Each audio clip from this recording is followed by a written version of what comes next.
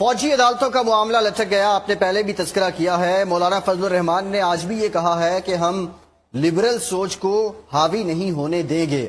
مولانا فضل الرحمان، محمود اچکزئی اور Peoples party کو تحفظات ہیں فوجی عدالتوں پہ. یہ میں آپ سے سوال آپ کے سامنے رکھوں گا، لیکن اس سے پہلے بھی یہ کوئی پہلی بار نہیں ہے. مولانا فضل الرحمان اس سے پہلے بھی اپنے تحفظات کا اظہار کرتے آئے ہیں فوجی عدالتوں کو لے کر، اور 30 دسمبر 2016 کو جو انہوں نے بات کی تھی فوجی عدالتوں کو لے کر، اپنے تحفظات کا انہوں نے اظہار کیا تھا، اور اس وقت ان کا کہنا کیا تھا اور کس طرح انہوں نے اپنا موقف بیان کیا تھا، یہ جان لیتے ہیں. اس کے بعد زید حامد صاحب میں آپ کی طرف آتا ہوں. بجائے اس کے کہ ہم فوجی عدالتیں قائم کریں، اگر سول ججوں کی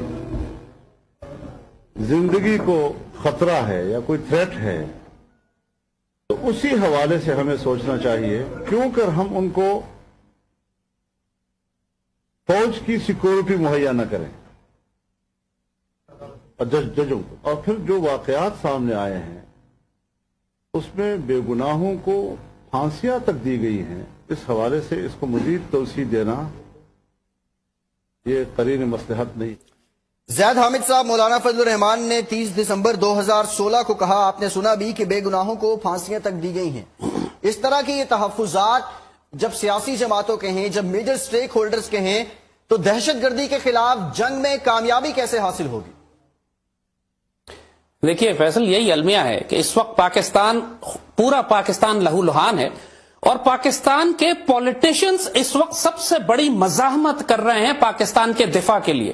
پاکستانی فوج کے خلاف کھڑے ہوئے ہیں، دہشت گردوں کی حمایت کر رہے ہیں. جہاں تک فضل الرحمان کا تعلق ہے، ان کا المیہ یہ ہے کہ سارے دہشت گرد ان کے مسلک سے تعلق رکھتے ہیں، یا مسلکی معاملہ بھی ہے، یہ ان کے مدرسے سے پڑھے ہوئے ہیں سارے دہشت گرد.